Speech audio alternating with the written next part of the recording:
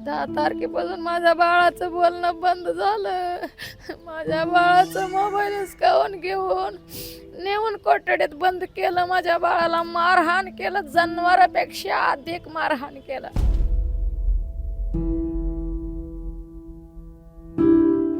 माझ्या मुलाचं धंड बघून, शरीर बघून माझ्या मुलाला 4 दिवस मारहाण केली. रात्रीळ 4 दिवस मारहाण करून माझ्या मुलाचं प्राण घेतले. माझ्या मुलाचं काय बोललं असेल त्याचा आत्मा मारताना. किती मारहाण केले, किती काय काय केले.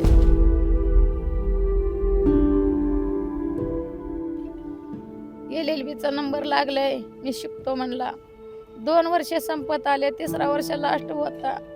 मला म्हणलं आता लास्टचं वर्ष आहे, मग मी कसं करू. बाळा म्हणलं मी कसं तर राहीन, कधी खाऊ कधी उपाशी राहू. तुझं आता लास्टचं वर्ष आहे बाळा, तुझं पूर्ण कर, तुझं पूर्ण अभ्यास कर, तुझं होऊ दे. म्हणून मी पाठवून दिले 6 तारखेला. आणखी मला बोलायसाठी आलत.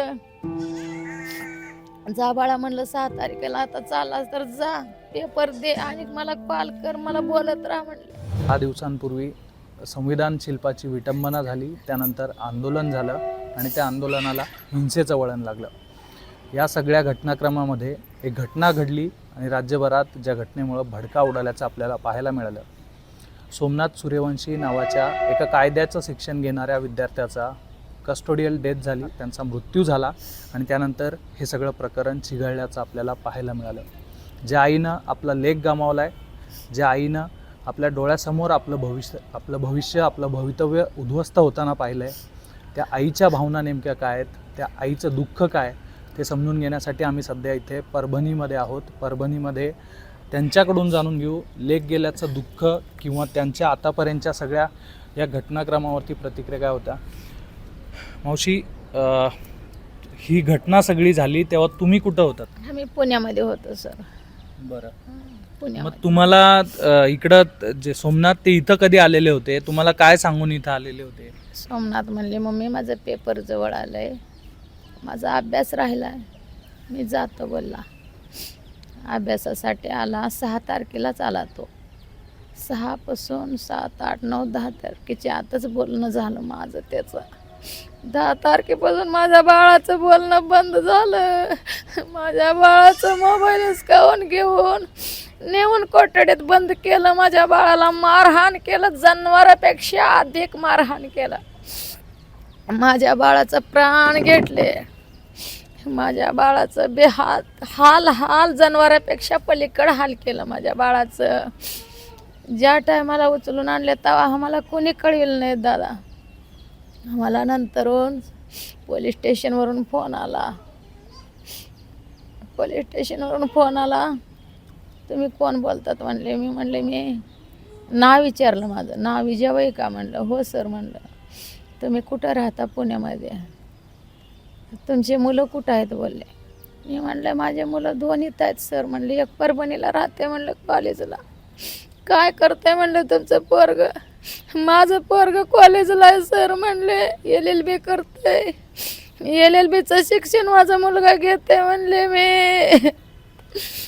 तुम्हाला सगळ्यात आधी जेव्हा पोलिसांचा फोन आला तर तुम्हाला काय सांगितलं? त्यांनी ताब्यात घेतल्याचं सांगितलं? ताब्यात घेतलं म्हणले, उचलून नेऊन ते काय केल्यात, अटक केल्यानंतर आम्हाला फोनच केले नाहीत. माझा मुलगा जिवंत होता ना तेव्हा आम्हाला तुमच्या दोन्ही मुलांना वगैरे कुणालाच कळवलं नाही? कुणालाच कळवलं नाही.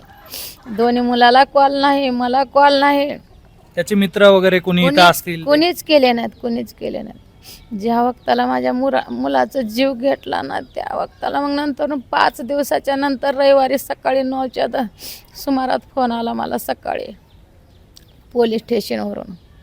मग आल्यानंतर मी बोलले 5 दिवस सर ॲडमिट करून हे अटक केलं म्हणलं माझ्या मुलाला. तुम्ही का नाही सांगितलं मला? आम्हाला का नाही कळविलं तुम्ही? तुमचं अधिकार असतं म्हणलं कळवायचं आम्हाला.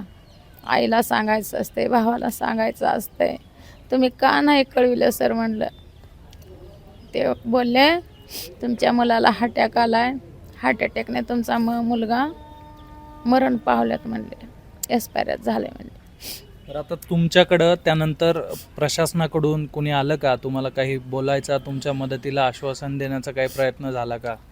आलते वडर समाजाचे आलते, परत आलते, आता ते मला काय नाव घेता येत नाही, आलते सर्व आलते येऊन बोलून गेले, कसं झालं काय नाही विचारलं, असं झालं. तर आता तुम्हाला काय वाटतं, तुमच्या मुलाचा मृत्यू झालेला आहे, तुमच्या डोळ्यासमोर तुमचं सगळं उद्ध्वस्त झालेलं आहे. हा आता या सगळ्या लोकांवर जे तुमच्या मुलाच्या मृत्यूला कारणीभूत असतील त्यांच्याबद्दल काय कारवाई व्हावी, तुम्हाला काय न्याय मिळावा, काय वाटतंय? मला वाटतंय 10 तारखेपासून 15 तारखेपर्यंत जे जे ड्युटीवर होते, पोलीस फौजदार, कोणी वरचे असतील, कोणी त्याच्यावरचे असतील, कुणाचा हात असेल, कुणाचा अध्यास असेल, कुणी तर सांगितलं असेल मारहाण करा, ह्याला मर्डर करा, ह्याचा जीव काढा, कुणी सांगितलं असेल, कुणाचा हात असेल, असं म्हणून मला वाटतंय. माझ्या मुलाला कसलं व्यसन नव्हतं, माझ्या मुलाला काही झालं नव्हतं, कधी गोळी घेऊन माहिती नव्हतं. एकदम माझा मुलगा 1 नंबरचा मुलगा, कोरा मुलगा होता.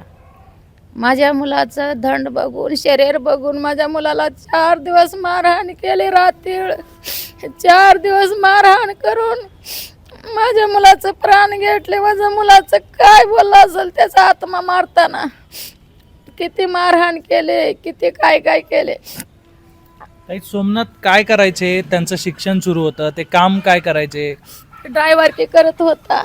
कुठं, पुण्यामध्ये का? हो, पुण्यामध्ये ड्रायव्हर करायचा आणि परत ते कंपनीमध्ये पण जायचा, काही लागल ते काम करत होतं. ते जबाबदारी त्याचा वडील मेल्यापासून त्याच्यावरतीच होता, घरचा जबाबदारी ते करता होता, मोठा होता. त्यानं केल्याशिवाय आमचं भागत नव्हतं, म्हणून गरिबीतून त्यानं शिक्षण घेतो. मम्मी म्हणला हे LLBचा नंबर लागलाय, मी शिकतो म्हणला. 2 वर्षे संपत आले, 3रा वर्ष लास्ट होता. मला म्हणलं आता लास्टचं वर्ष आहे मम्मी, कसं करू बाळा? म्हणलं मी कसं तर राहीन, कधी खाऊ कधी उपाशी राहू, तुझं आता लास्टचं वर्ष आहे बाळा, तुझं पूर्ण कर, तुझं पूर्ण अभ्यास कर, तुझं होऊ दे. म्हणून मी पाठवून दिले 6 तारखेला. आणखी मला बोलायसाठी आलतं, जा बाळा म्हणलं 6 तारखेला, आता चालास तर जा, पेपर दे आणि मला कॉल कर, मला बोलत राहा म्हणले. बरं मम्मी म्हणला. 10 तारखेपासून फोन बंद पडला, सगळं बंद पडला. मग त्याला मला एक वाटतंय, आज माझ्या मुलाला मारले, माझ्या मुलाला मारहाण केले, जीव घेतले. एक माझा गरिबाचा मुलगा होता, परत ह्याच्या पुढे कुणाला असं कुणी मारहाण करू नये, कुण्या समाजाचा असो, कुणी गरीब असो. तुम्हाला आता या आंदोलनाबद्दल इतक्या माहिती असेल, ते आंदोलनात गेले होते का? ते या सगळ्या गोष्टींच्या बद्दल तुम्ही कधी त्यांच्याकडून चर्चा ऐकली होती का? ते बाबासाहेब आंबेडकरांबद्दल काही बोलायचे का तुमच्याशी? बाबासाहेब आंबेडकराला मानत होते, ते संविधानाला मानत होते, ते संविधानाला मानत होते, बाबासाहेबाची आवड होती त्याला. आता संविधान म्हणलं तर साऱ्या राज्याचंच आहे ना, साऱ्या देशामधलंच आहे, सगळ्यांचंच आहे ते संविधान. मांडलं म्हणून काय झालं दादा? शिक्षण शिकायचा मुलगा असं ह्याच्यामध्ये जाते का, कशा फालतू ह्याच्यामध्ये? माझ्या मुलाला न हे असता, चुकीत असता माझ्या मुलगाला घेऊन जाऊन हे असं मर्डर केल्यात माझ्या मुलाला. म्हणून माझं एक म्हणणं हा, सगळ्याला अटक करावा आणि सगळ्याला शिक्षा द्यावा, जलम ठेप द्यावा, जलमपर्यंत सडावं ते. सोमनाथचा काय नाही, खून नाही, काय नाही, कुणाचं काय कसल्याच भानगडीत जात नव्हता माझा मुलगा. कधी आमच्या समाजामध्ये कधीच हे असलं घडलं नाही. माझ्या पहिल्यांदा माझ्या मुलावर हे अत्याचार झालंय. आणि जनावराला मारल्यासारखं माझ्या मुलाला मारून, पाठीच्या कातड्या काढून माझ्या मुलाला भयानक मारहाण केलं, जीव काढलं. म्हणून मला लवकरात लवकर ह्याचे न्याय पाहिजे, न्याय पाहिजे आणि सजा द्यावं त्यांना. आपल्यासोबत सोमनाथचे भाऊ देखील आहे. सोमनाथचा धाकटा भाऊ सुद्धा आहे आणि मोठा भाऊ सुद्धा आहे. आता कुटुंबाची जबाबदारी तुमच्यावर असणार आहे. काय तुम्हाला शासनाकडून अपेक्षा आहे, काय मदतीची अपेक्षा आहे? शासन विचार करेल त्याचा. आता माझ्या भावाचं जर खून केलेला आहे सरकारने, पोलीस प्रशासनाने. त्याचा तर न्याय भेटला पाहिजे. आमचे वडार बांधव आम्हाला मदत करत आहेत. आमचे भीमसैनिक ते पण मग आमच्यासाठी धावून येत आहेत मदतीला. आणि जे काही सत्य होतं ते समोर आलेलंच आहे मीडियाच्या समोर. आणि पोलीस सांगायचे की तुमचा भाऊ हार्ट अटॅकमुळे मेलेला आहे. त्याच्यावरती वेगवेगळे आरोप लावायचे. हे सर्व काय घडलेलं आहे या सगळ्याला पोलीस जिम्मेदार आहे. त्यामुळे पोलिसांची सखोल चौकशी झाली पाहिजे आणि लवकरात लवकर न्याय भेटला पाहिजे. आता तसंही वर्ष संपणारच आहे काही दिवसात. मला तर वाटतं वर्ष संपायच्या आतच आमची अपेक्षा आहे की न्याय तर भेटलाच पाहिजे. तुमचा भाऊ, तुमचे वडील गेल्यापासून घराचा आधार होता, तुमच्या आई सांगतायत. आता ही सगळी जबाबदारी तुमच्यावर असणार आहे. तुम्ही नेमकी काय मागणी करणार आहात? तुमच्या कुटुंबाचं पुनर्वसन करण्यासाठी तुम्हाला कशी सगळी मदत हवी? तुमच्या भावाची काय भूमिका असायची कुटुंबात? प्रत्येकाचं स्वप्न असतं की आपण थोडं गरिबीतून बाहेर आलं पाहिजे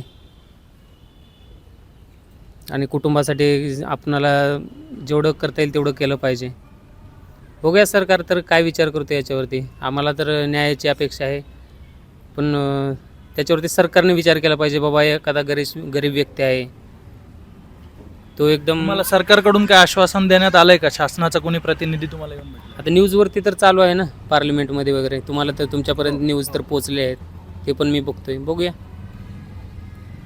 तर एकूणच या सगळ्या कुटुंबाचं दुःख आपण पाहिलं. भावांचा आधार गेलेला आहे, आईचा भवितव्यातला भविष्यातला आधार गेलेला आहे. डोळ्यासमोर सगळं उद्ध्वस्त झाल्याचं आपल्याला पाहायला मिळतं आहे. त्यामुळे या सगळ्या प्रकरणात आता जे कोणी दोषी असतील ते सुद्धा त्यांच्यावर काय कारवाई होणार हे पाहणं सुद्धा महत्त्वाचं असणार आहे. पोस्टमॉर्टम रिपोर्ट आपल्यासमोर आलेला आहे आणि त्यामधून जवळपास सगळंच सत्य उघडकीस आलेलं आहे. त्याबद्दलचा सविस्तर रिपोर्ट आणखी काय सांगतो आणि त्यातून काय अपडेट समोर येतात हे पाहणं आता महत्त्वाचं असणार आहे. सुधीर काकडे, परभणी, मुंबई तक.